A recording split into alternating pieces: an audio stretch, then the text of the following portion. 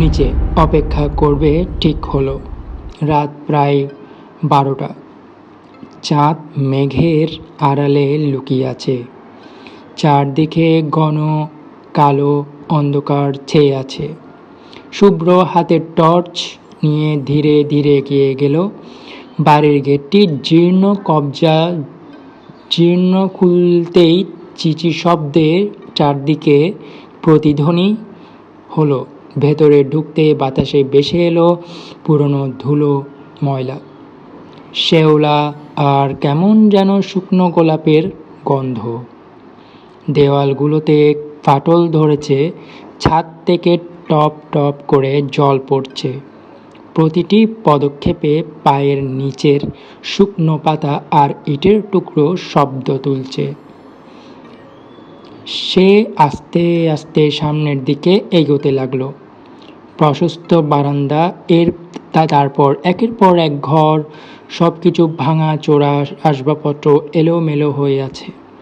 হঠাৎই একটি ঘরের সামনে এসে সে থমকে দাঁড়ালো।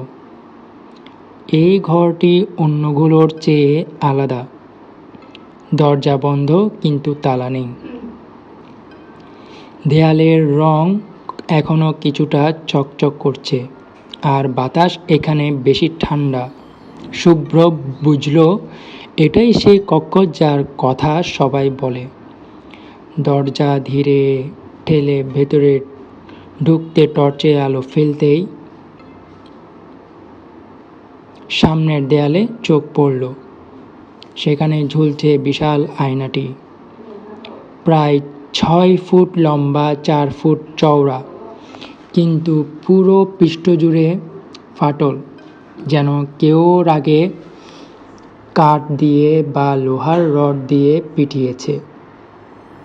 টুকরোগুলো এখনো জায়গা মতো লেগে আছে, কিন্তু মাঝখানের থেকে দুভাগ হয়ে গেছে।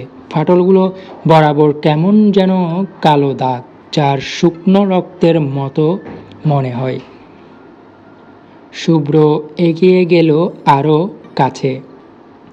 আয়নার সামনে দাঁড়াতেই কেমন অস্বস্তি লাগলো তার নিজের প্রতিছবি ফাটলের জন্য বিচ্ছিন্ন হয়ে গেছে। মুখটা দুভাগ, চোখ দুটো আলাদা জায়গায়, হাত পা বাঁকা।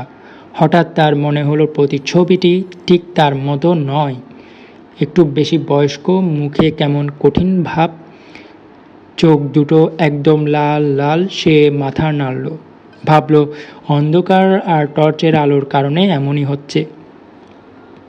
কিন্তু তারপরই ঘটল অবিশ্বাস্য এক ঘটনা, যা তাদের রুহটাকে পর্যন্ত কেঁপে দিয়েছে।